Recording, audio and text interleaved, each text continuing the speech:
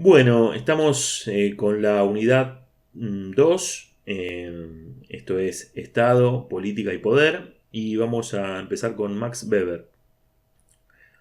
Max Weber es de la Santa Trinidad del pensamiento de los padres de la sociología, el tercero, el último advenido, ¿no? Es Marx, desde su filosofía de materialismo dialéctico, plantea un abordaje de las problemáticas sociales de carácter científico.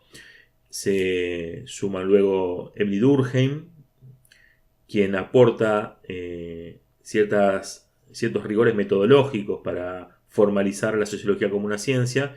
Y finalmente Weber, quien muy probablemente en vida no se hubiese considerado a sí mismo un sociólogo, sino un teórico del derecho, pero que efectivamente ha trabajado el campo de la sociología y hoy es recordado como uno de los padres fundadores de la sociología. Max Weber va Max Weber va a polemizar un poco con los padres de la sociología, sobre todo con Marx y sus tesis materialistas y la idea del determinismo económico. Él además, a contrapelo de sus antecesores, es un antipositivista, y esto tiene que ver con que su metodología no intenta, como Marx, establecer las leyes objetivas de la historia, o como Durkheim, a partir de un abordaje cuantitativista o estadístico, proponer tesis sobre el funcionamiento de lo social. Él, a partir del método histórico comparativo, va a intentar rastrear cómo ciertas prácticas o ciertos fenómenos sociales se fueron dando a través de las épocas y con qué diferencias o qué desplazamientos, ¿no? Hay una preocupación más por lo particular o por la evolución de estos fenómenos que por encontrar la invariante de los fenómenos.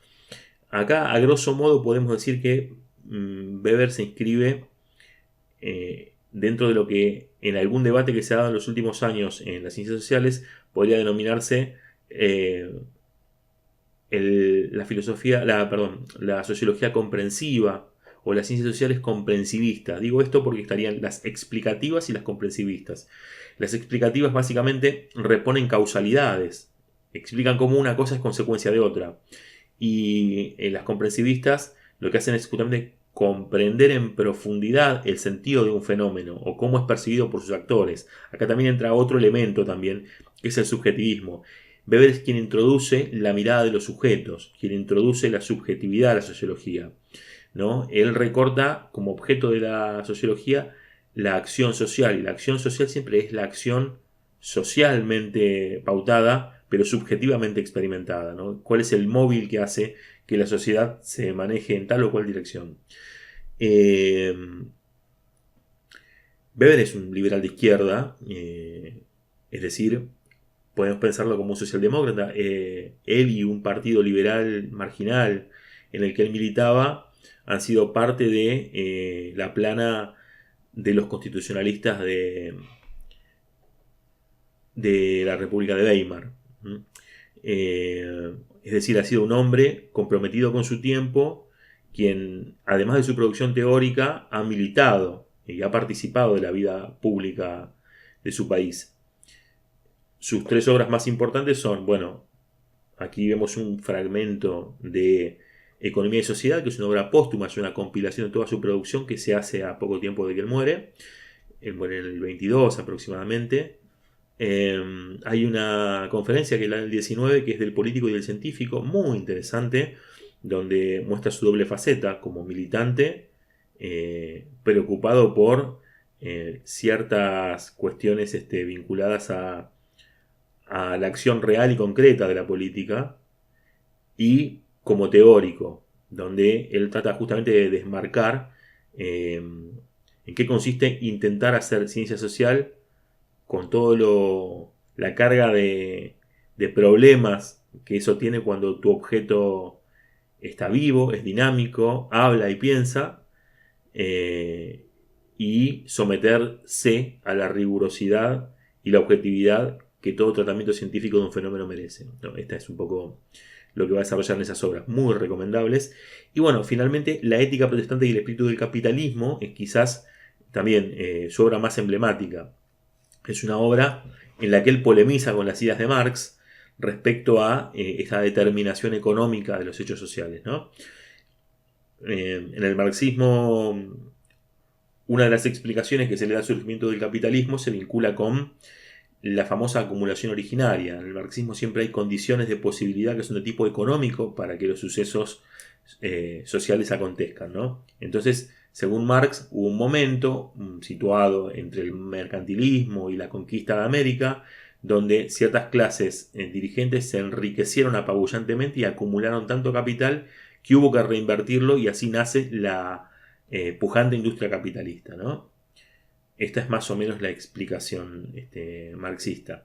Bueno, Weber va a intentar refutar a Marx, y bueno, se diría que con bastante éxito, demostrando que no era una cuestión meramente económica, sino que faltaba un ingrediente o un elemento de corte cultural para que esto cuajara con lo otro.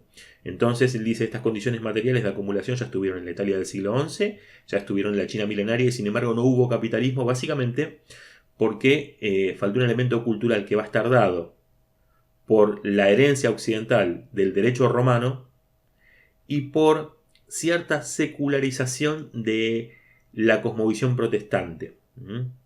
Weber, que no era un tipo religioso, que sencillamente era agnóstico, pero que entendía que aquellos países hijos del protestantismo fueron, y esto es algo más o menos constatable, aunque polemizable, pero fueron aquellos que tuvieron mayor desarrollo capitalista, ¿no? Dice que la ética protestante, esta idea del ascetismo protestante, esta idea del calvinismo que mandaba que si uno era buen hijo de Dios, eso debía reflejarse en su modo de vida, y esto y de algún modo el enriquecimiento era prueba del buen obrar de los hombres, entonces todos los hombres debieran buscar el enriquecimiento, ¿no? Porque eso de alguna forma era como la prueba palpable de que ya se habían ganado el cielo. Entonces él dice, bueno, cómo todas estas ideas van cuajando en una mentalidad que deviene luego no religiosa, secular, pero sí heredera de cierta ética del sacrificio, el esfuerzo, el progreso individual y demás, ¿no? Esta es un poco la idea atrás de ese texto, maravilloso texto, porque Weber, como habrán notado, tiene un conocimiento capilar de los fenómenos históricos, y bueno, uno no puede menos que quedarse admirado de cómo él vincula un montón de cosas que van a sucederse históricamente y le van a dar un marco de comprensión de algunos fenómenos, como es el caso del surgimiento y la ética que orienta al capitalismo. En el caso de este texto se va a centrar en la idea de la dominación, ¿no? Acá esto me parece a mí que merece algunas explicaciones previas. Por ejemplo, no podría entenderse estas ideas de dominación sin entender su concepto de legitimidad, ¿no? Él dice, todas las esferas de la acción social comunitaria están sin excepción profundamente influidas por las formas de dominación, ¿no? Esta idea de la acción social, como que muchas veces la dominación es la que incluso da forma y sentido a la acción social. La dominación es un caso especial de poder, dice.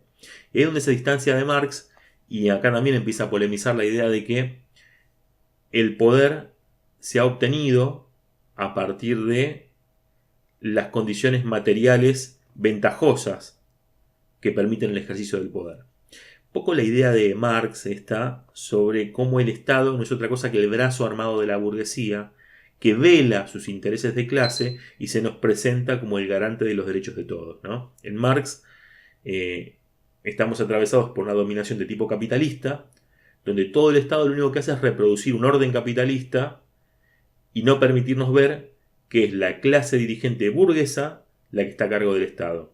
¿Y para qué está a cargo del Estado? Para seguir sustrayéndonos plusvalías, es decir, para seguir enriqueciéndose. Esa es básicamente la idea marxista. Bueno, Weber dice, no necesariamente. No es que el que manda porque ha estado en las condiciones materiales de poder hacerlo. El mando o el ejercicio del poder se produce por un montón de otras cosas mucho más complejas. Lo que no quiere decir que el ejercicio del mando no permita o habilite acumular riquezas que garanticen la perpetuación del mando. Pero es otra lógica esa. No es que somos una suerte de tontos políticos donde aparece una clase dirigente pudiente y nos ordena qué hacer y nosotros lo aceptamos de buen modo porque son los pudientes y son los que se han podido hacer del poder. Tiene más complejidades esto. Entonces, dice, la dominación es un caso especial de poder y se distancia de esta idea, ¿no? De cómo entiende el ejercicio del poder el materialismo, ¿no? Decimos materialismo, decimos marxismo, ¿no? Bueno, dice, la dominación más bien puede encontrarse de dos formas, como una constelación de intereses comunes, donde quien ejerce el monopolio obliga a los demás a sujetarse a ese poder, ¿no? Y el ejemplo que da es el mercado. A veces uno no tiene otra opción que cambiar bienes o ir a vender su fuerza de trabajo o como fuese en determinadas condiciones. Y porque es eso o nada, es una acción racional que uno diga, bueno, aceptar esa sujeción. Ahora dice, eso corre el peligro de devenir en autoritario. Pero bueno, cuando hay una constelación de intereses y alguien ejerce el monopolio, ejerce el poder sobre el otro. Esta idea que sostiene Weber, yo sé que es polémica para más de uno que está escuchando muchas ideas liberal-libertarias últimamente, donde se nos dice que todo intercambio es una libre acción entre agentes económicos en el contexto del mercado, ¿no? Entonces, por eso para los liberales no hay un intercambio injusto, básicamente. Bueno, hay que revisar un poco esa idea, porque no siempre es tan libre. A veces no te queda otra que ir a vender tu fuerza de trabajo por el sueldo que te dicen que es. Y ya, ¿no? Entonces, nada, esa idea es un poco corta, para decirlo de algún modo. Y Weber, que es un liberal y no tiene un pelo de ingenuo, no compra esta idea, ¿no? Y básicamente lo que muestra es que es un ejercicio del poder, ese que se da cuando alguien tiene el monopolio, cuando alguien te coacciona a tener que ir a comprar o vender bienes o servicios a un determinado lugar en esa situación, ¿no? Y B, dice, es un tipo de autoridad. Y en ese tipo de autoridad hay un poder de mando y un deber de obediencia. Esa es como una relación bifronte, ¿no? O a dos, hay una tensión en dos polos, ¿no? Fíjense que en el segundo párrafo de la página 690 dice: la dominación es un estado de cosas por el cual una voluntad manifiesta, el mando, del dominador a los dominados influye sobre los actos de otros, de tal suerte que en un segundo grado socialmente relevante estos acontecen como si fueran expresión de la voluntad de los dominados, adoptados por sí mismos y como máxima de obrar el contenido del mando. Yo ahí me quedo con lo siguiente, ¿no? Si bien es un poco enrevesada en la redacción, dice, de tal suerte que un grado socialmente relevante, estos acontecen como si fueran expresión de la voluntad de los dominados. O sea que, y después lo repite esto, la dominación no tiene que ver con que todo el mundo la obedezca, sino con que hay una vocación mayoritaria de obedecerla. Porque hay un consenso en un grado socialmente relevante para obedecer. Y como máxima de obrar el contenido del mando. Bueno, esta es la dominación que nos interesa porque es la dominación legítima. Y aquí ya hemos hablado un poco el distingo entre legitimidad y legalidad, ¿no? A veces creemos que lo que se debe hacer, lo que debe hacerse es aquello que las leyes mandan. Pero la verdad es que con suerte las leyes de alguna forma objetivan una voluntad general de que las cosas sucedan de tal o tal modo, ¿no? Que se habiliten o se prohíban determinadas cosas. La legitimidad tiene que ver con esa voluntad, ¿no? Poníamos algunos ejemplos en la clase, no sé. Hay cosas que estaban prohibidas y a mucha gente les parecía que esas cosas prohibidas merecerían despenalizarse. Y hay cosas que están permitidas y a muchos nos parece que esas cosas deberían prohibirse. Yo puse un ejemplo que era el de la usura, ¿no? Los préstamos usurarios, esos préstamos que aparecen, esas chicas que aparecen con un top, por ejemplo, repartiendo volantes en los lugares justamente de gente de bajos recursos, ¿no? Y les ofrecen el acceso a una cantidad de dinero que para alguien que está en una emergencia podría ser muy deseable, por un mínimo de papeleo y de requisitos. Cuando uno ve las tasas de interés de esos préstamos, y bueno, es esquilmar básicamente a la gente, y son perfectamente legales. Y alguien me podrá decir, bueno, es un intercambio absolutamente voluntario, libre de coacción y todo ese versito, ¿no? Ahora, la verdad es que se está esquilmando a la gente y no quiero saber incluso con qué métodos de coacción posteriores, ¿no? Porque si encima no hay ninguna garantía legal en lo que vos le das, ¿y cómo te cobran? Bueno, hay un montón de cosas que de facto son legales, aunque puedan tener ribetes oscuros, ¿no? Y sin embargo, no creo que buena parte de nosotros pueda creer que estas cuestiones legales son legítimas. Y por otra parte, yo ponía otro ejemplo que era, sabemos que en los últimos años se ha incrementado brutalmente el consumo de cannabis y que es algo socialmente aceptado. Todos hemos estado en alguna reunión donde alguien ha fumado cannabis y nadie se ha escandalizado, ¿no? Se acepta como una cuestión cultural. Y sin embargo, está penalizado. Quizás no el consumo, quizás no, pero en todo caso no es de venta libre, no es de libre acceso. Y hay algunos movimientos ya que empiezan a plantear el tema de la despenalización del cannabis. Bueno, aquí vemos el caso opuesto. Hay una legislación que no cuenta con demasiada legitimidad y conforme avanzan los años parece perder o erosionarse su legitimidad, poniéndose en cuestión el carácter de la legislación. Entonces, digo, este tipo de cosas, una compañera dijo, bueno, pero entonces depende de los ánimos de la gente. Y un poco sí. Y un poco sí. Por eso también es importante la militancia, porque la militancia, el activismo, como le quieran decir, son aquellos que exhiben determinados temas y los plantean como demandas sociales, construyen la demanda, hacen que el cuerpo social más amplio sienta que esas demandas de alguna forma los saluden, los interpelan y se plieguen y un nuevo estado en el orden de la cuestión social puede devenir en que alguna legislación cambie, surja, aparezca, sea desueto, es decir, quede de lado. Acá se dan estas dinámicas de legitimidad, ¿no? La legitimidad es un principio de pública aceptación respecto de determinados temas que también es frágil, contingente, variable, dinámico, pero en principio es el principio rector de la política para beber. Por eso de lo que va a hablar son de los tipos de dominación legítima. Porque dice, hay tipos de dominación que devienen autoritarios y eso no cuenta con legitimidad. Y hay tipos de dominación que son finalmente aceptados por el conjunto de la sociedad, ¿no? Va a decir también, la dominación que a nosotros nos interesa es la dominación que se da en el régimen de gobierno. Es decir, hay otros tipos de dominación. Va a mencionar un montón de relaciones de dominación, ¿no? Cuando alguien va al mercado, el zapatero o el que arregla zapatos, bueno, ¿quién es el jefe? ¿Quién es el que manda sobre el otro? Se reconocen como mutuos. Hay un montón de disquisiciones que va a hacer, pero va a decir, y de todas formas, todo esto que vamos a hablar viene a cuento de cómo se organiza el gobierno. Y el gobierno moderno, porque dedica buena parte de este trabajo a el gobierno democrático. Que el gobierno democrático, en el momento en el que él escribe, todavía representa una novedad. Ustedes piensen que allá 100 y pico años de la Revolución Francesa, no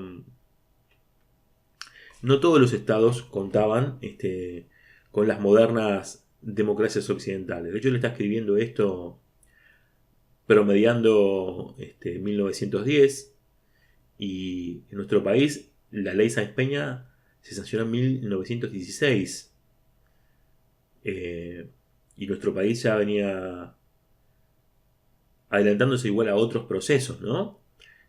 Pero acá cuando se habla de las olas de democratización uno puede pensar en la caída de ciertos gobiernos de tipo aristocrático durante el siglo XIX y su relevo por modernas democracias constitucionales, pero todavía le faltaba una buena parte del mundo el advenimiento de la democracia, por no decir que se estaba ante el surgimiento de procesos totalitarios modernos que no eran de tipo feudal, pero tampoco tienen nada de democráticos, ¿no? Entonces, para él la democracia representa una novedad y va a hablar un poco de cómo entiende esta cuestión de la novedad de la democracia, ¿no? Él dice que la democracia entraña dos aspectos. Una parte del supuesto es que todos los integrantes de una comunidad estarían igualmente cualificados para ejercer el mando, ¿no? Este principio de igualdad ante la ley, propio de las constituciones liberales posteriores a la Revolución Francesa, no es el heredero de, el hijo de tal, el que va a heredar el mando, sino que todos en principio estaríamos cualificados para poder hacerlo. Y el segundo principio es que va a reducir al máximo ese poder de mando. Y esto también tiene que ver no con la democracia en sí, porque la democracia en sí es una palabra que viene del griego y expresa un conjunto de valores, básicamente, ¿no? Esta idea del gobierno del pueblo. Cuando los griegos hablaron del gobierno del pueblo, hablaron de las asambleas en la polis, asambleas que excluían a mujeres y esclavos en principio, ¿no? Pero bueno, había un sujeto de la democracia, el demos, el pueblo, que era el hombre, varón y propietario, que intervenía en la cosa pública. Pero en principio eso era un avance progresivo respecto del autoritarismo de un jefe tribal que legaba el mando a su hijo. Visto de ese modo, la democracia tiene todo un sentido. Pero este sentido de ampliación a la participación de la cosa pública va a adquirir diversas formas históricas. A lo que se refiere Weber acá es a la República Democrática, que es un modo particular de gobierno. ¿Qué entendemos por República Democrática? Y tres elementos constituyen la República Democrática. Básicamente, una constitución escrita, donde se separa el pacto jurídico-legal de la comunidad con la figura del hombre, ¿no? Es decir, no es el monarca ya o la decisión unilateral del monarca, sino la constitución escrita, la que va a dictaminar las reglas de juego. En segundo lugar, podemos hablar de una división de poderes, ¿no? Es decir, bueno, ya no es de nuevo la voluntad del monarca, sino el poder legislativo, ¿no? El Senado, donde se cuentan los porotos, quién juega acá, quién juega allá, quién se alinea, para quién vota y todo ese tipo de cosas maravillosas. El poder ejecutivo, que es el que tiene el mando de decidir determinadas cosas, determinadas coyunturas, y el poder judicial, que es una suerte de contralor que va a revisar y va a decretar legales o ilegales algunas cosas de lo que hagan los demás, ¿no? Esta tríada de poderes que en Occidente se estableció es otro elemento de la República Democrática. En tercer lugar podemos mencionar el acceso al gobierno a partir de elecciones libres que de alguna forma determinen los turnos de mandato, ¿no? Esto es básicamente.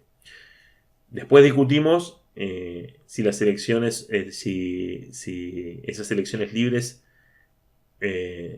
son participadas universalmente o son ciertos grupos selectos los que pueden elegir o no elegir. Un poco Weber va a sobrevolar eso, ¿no? Porque todavía acá estamos saliendo de el voto censitario, ¿no? El voto de notables, ¿no? Donde algunos, los propietarios, eran los que decidían quién iba a mandar y todos los demás miraban de afuera. Porque la democracia también se originó así. La originaron los burgueses y no se iban a pegar un tiro en el pie. No, básicamente ellos hicieron la revolución contra los monarcas, no iban a abrir el juego para toda la población. Entonces, lo que tenían de revolucionarios en la Revolución Francesa devino conservador con el transcurso del siglo XIX. Weber señala cómo las asimetrías económicas malogran este principio de igualdad, porque dicen, bueno, pero quienes están en mejor posición económica van a ser los que van a terminar haciéndose cargo del gobierno. No lo dice así, pero si ustedes leen entre líneas, la preocupación de él es esa. Y es muy interesante esto, porque así como le discute a Marx que el poder deviene de quien detenta el poder económico, dice, no funciona así, es más complejo que eso, pero él ve que efectivamente en la realidad, en medio de un revoleo, quienes están en mejores condiciones de dedicarse a la cosa pública son justamente los propietarios, incluso la clase rentística, ¿no? Porque dice, los que viven de renta son los que se pueden dedicar a eso. Ni siquiera el burgués esforzado, sino incluso la clase rentística, ¿no? Lo que en Argentina se conoce como la oligarquía. Es un nombre criollo que tiene, que no se corresponde con la definición académica de oligarquía, pero es el modo en el que en Argentina se le ha llamado a toda esa clase terrateniente, digamos, heredera de la tenencia de tierras, que no trabaja en el progreso capitalista, sino que sencillamente administra la producción agraria para su inserción en el mercado mundo, desde una posición subalterna, periférica y sin ninguna perspectiva industrialista, ¿no? Bien. Esto es muy interesante porque lo que Weber se está interrogando aquí es cómo van a ser representados los sectores subalternos, no lo llama así, él no está pensando en esa clave, los sectores populares, ya que dedicarse a la política implica un gasto o un coste de tiempo, tiempo de vida, tiempo de dedicación, que los sectores trabajadores, incluso los sectores burgueses, no pueden estar atendiendo. Sin embargo, las clases dominantes acomodadas tienen ese excedente de tiempo para poder hacerlo porque no tienen que trabajar. Es una cosa que Weber deja ahí tirado sobre la mesa, que él responde en esta conferencia que yo les decía, del político y del científico, ¿no? Muy interesante. Y también muy interesante pensar esta idea, ¿no? Porque también, hay muchos discursos muy falaces dando vueltas sobre la conveniencia de que los políticos no cobren, porque el problema parece que son los políticos que roban, y no, las políticas que permiten que los sectores dominantes se enriquezcan cada vez más y el resto de la población se quede en la miseria. Entonces, en vez de cuestionar las políticas, cuestionamos a los políticos. Y cuando cuestionamos a los políticos, y como hay un discurso demagógico por izquierda y por derecha, que dice que un político debiera ganar como un maestro. Nadie está diciendo que un maestro deba ganar menos o que no, o ganar dignamente, ¿no? Pero un funcionario público que tiene en su mano la responsabilidad de hacer muchas cosas, yo quiero que tenga lo que podamos convenir que pueda tener y ya. Pero necesitamos más funcionarios públicos que hagan bien lo que hacen. ¿Qué políticas hacen? Es la discusión. Digo esto porque cuando Milei en Argentina o Pablo Iglesias en España, la derecha y la izquierda estoy mencionando acá, tienen un discurso moralista que sostiene que quien ocupe un cargo público debe hacerlo ad honorem, no debe ganar nada, debe renunciar a su renta por ocupar su tiempo, están básicamente alimentando la idea del partido de notables, de que se van a dedicar a la política solamente aquellos que se pueden dedicar, que son las clases dominantes. Los demás miran de afuera porque tienen que laburar, básicamente, ¿no? Nada, entonces es muy interesante porque Weber está pensando estas cosas, que se discuten hasta hoy, ¿no? Pablo Iglesias hizo campaña con esto, desde su fuerza política de izquierda Podemos hace unos 3 o 4 años, y hoy es parte del discurso de Javier Milei, del Partido Libertario, ¿no? Entonces, es para pensar estas cuestiones.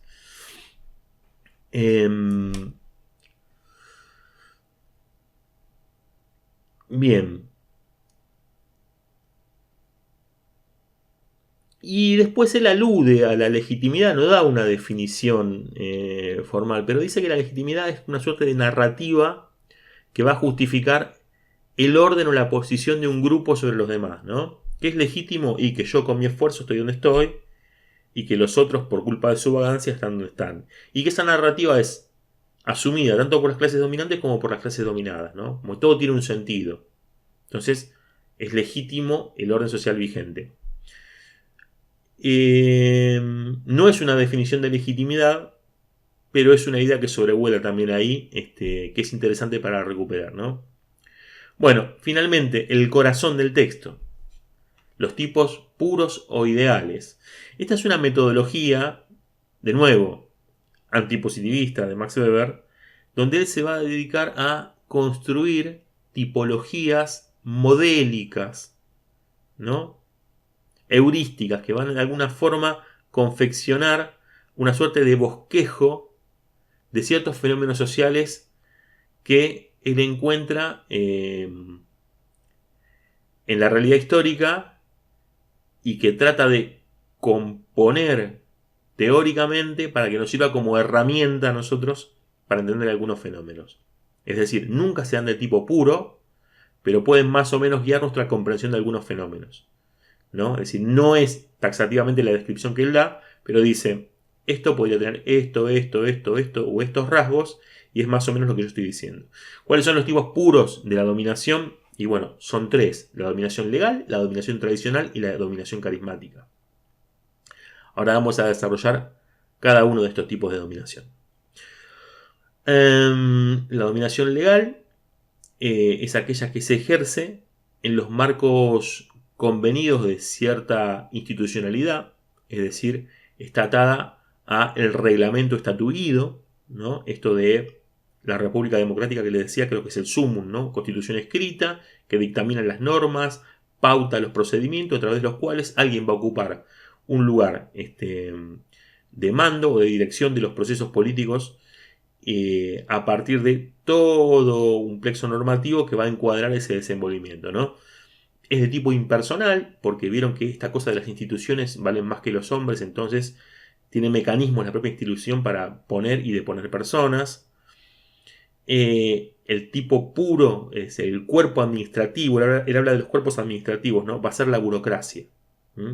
Esta clase de profesionales estatales que están ahí para ejecutar procedimientos porque sostienen una suerte de expertise que les da ese lugar en el que están, y a través de su acción de administración burocrática, valga la redundancia, van a ejecutar este tipo de procesos, ¿no?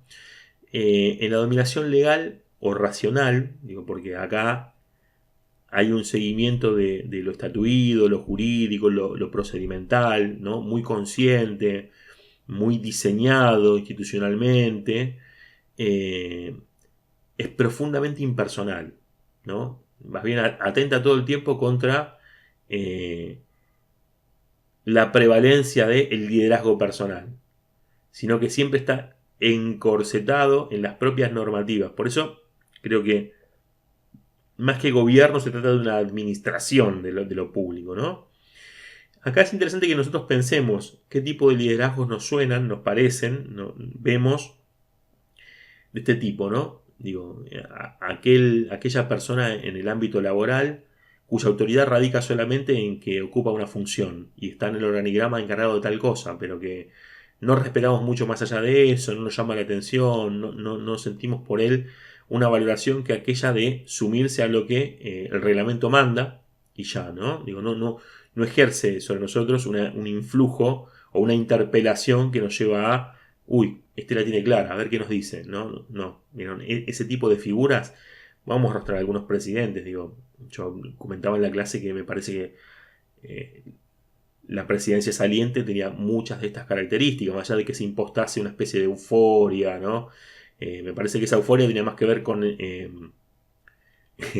con el anti lo otro, pero no que esta figura presidencial era depositaria de otra cosa que de la cesión racional de una administración burocrática en términos legal formales, ¿no? Me parece que de hecho era parte del discurso, ¿no? De las cosas serias. De hecho, un partido que se llama Propuesta Republicana Organizada me parece que habla de esto, ¿no? Habla de esta cosa de la despersonalización.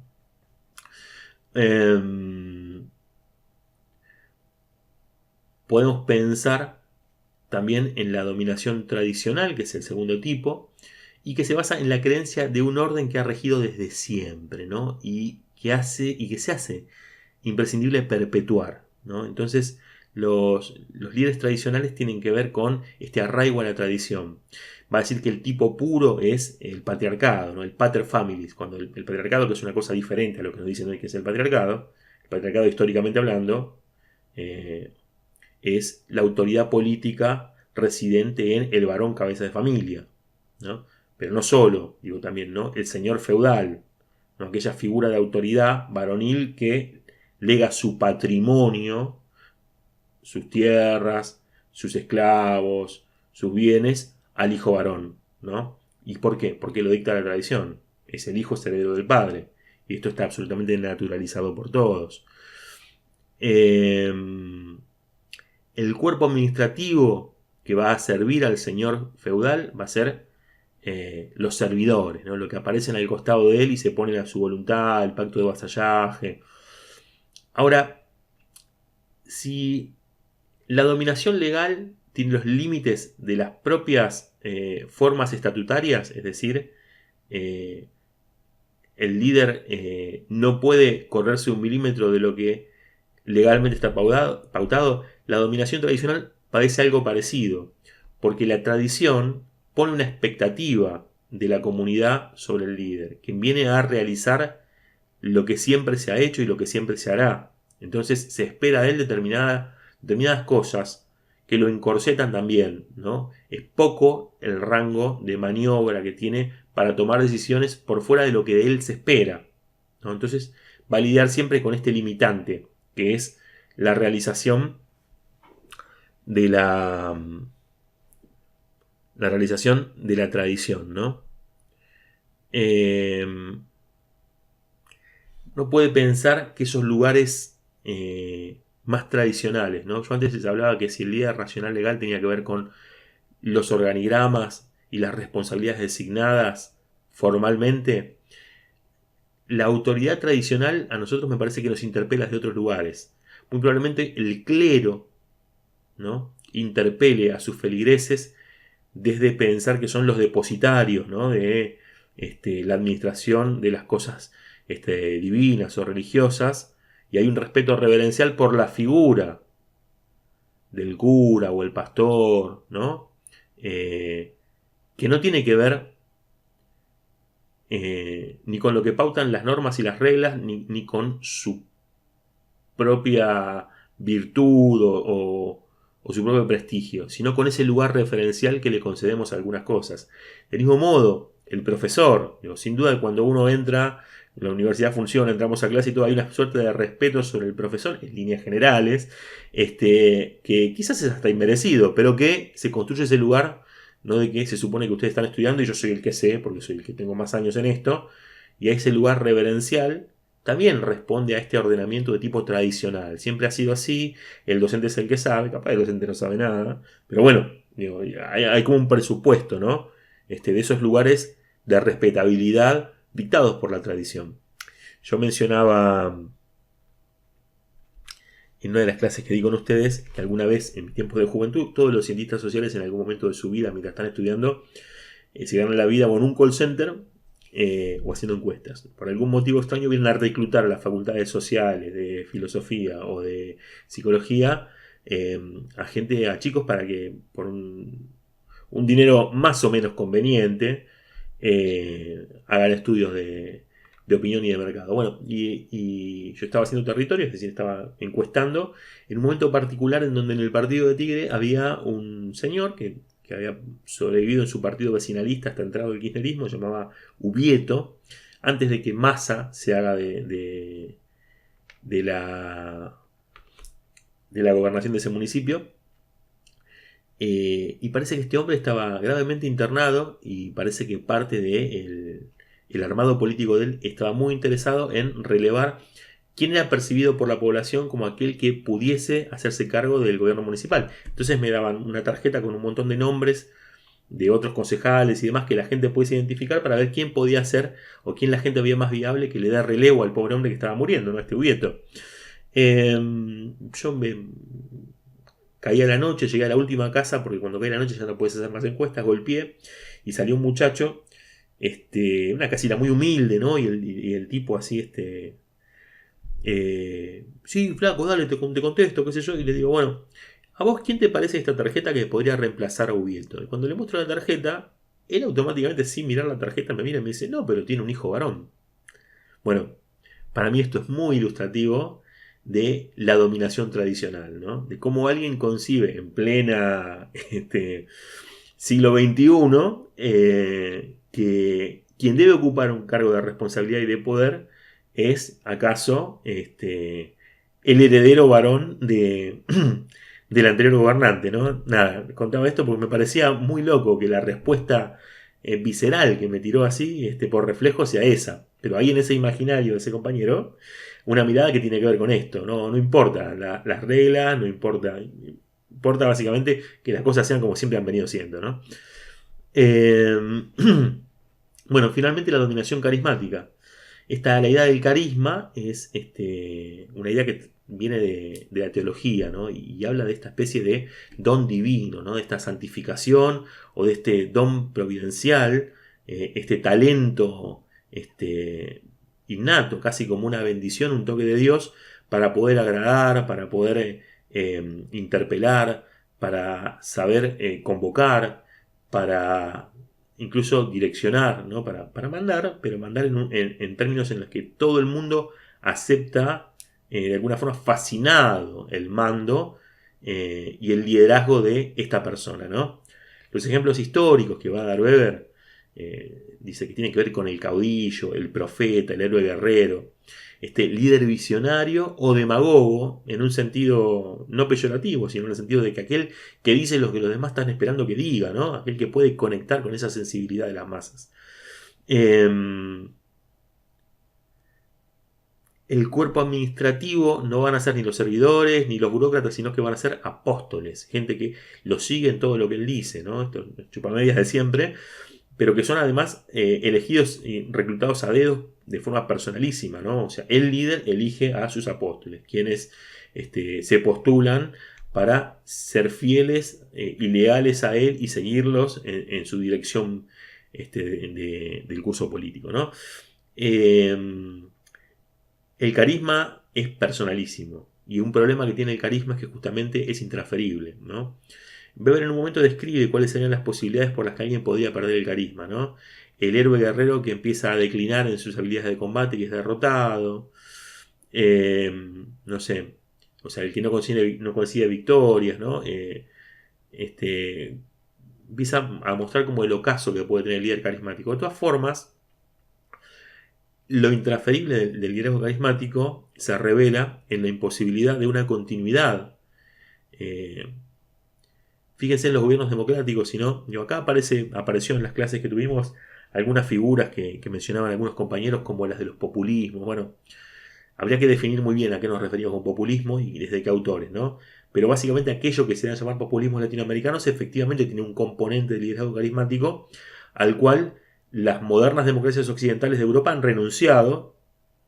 Podemos decir que así les va también, ¿no?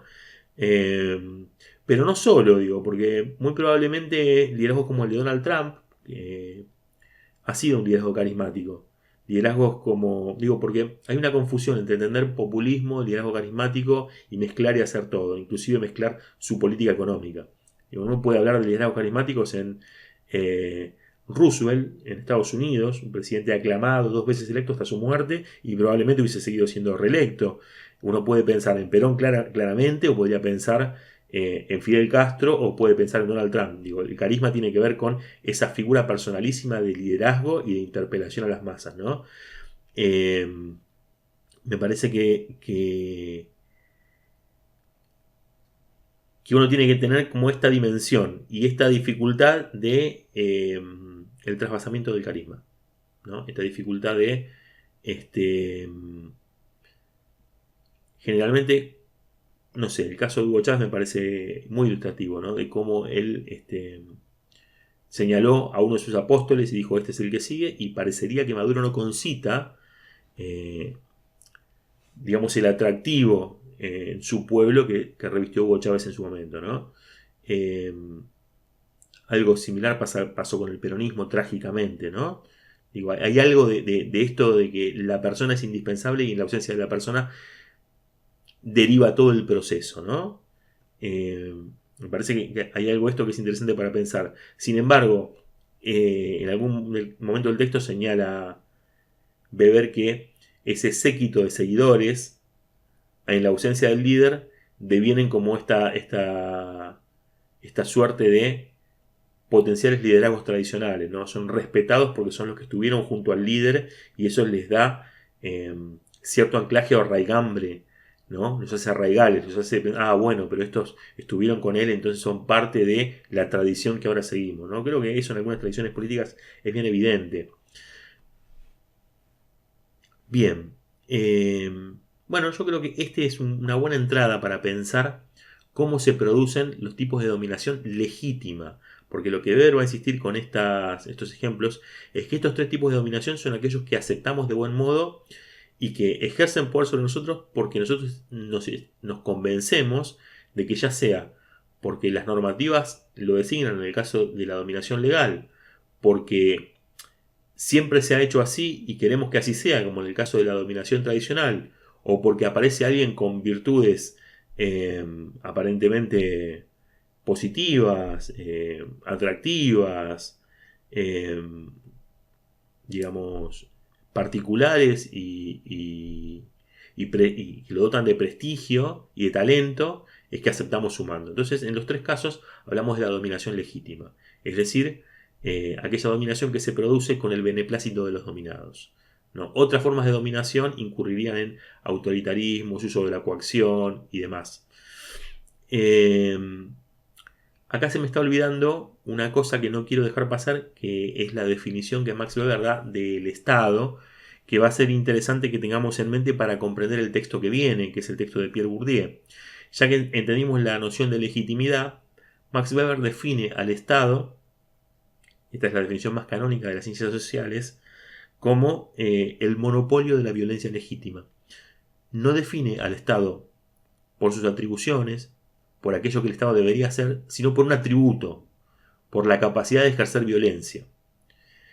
Pero no de cualquier modo. No solo tiene la capacidad, sino que tiene el monopolio de la violencia. Un Estado es el que debe acumular y garantizarse para sí la violencia. Es decir, donde hay un Estado, no puede haber otra organización armada. No se puede tolerar eso. Las armas las tiene el Estado. Alguien me dirá el caso de Estados Unidos y su capricho constitucional con que todos los ciudadanos porten armas. Pero en todo caso, más tradicionalmente y más extensivamente, un Estado que permite que parte de su población se organice en torno a la aportación de armas es un Estado fallido. Colombia, por ejemplo, ¿no? Un Estado que no puede imponer el orden en su territorio. ¿Por qué? Porque hay organizaciones guerrilleras, básicamente, que tienen buena parte de su territorio, ¿no? No me refiero a estos acontecimientos de Colombia ahora, sino históricamente a Colombia, ¿no? Y la falta de control sobre la totalidad del Estado por fuera de Medellín, a causa de la FARC.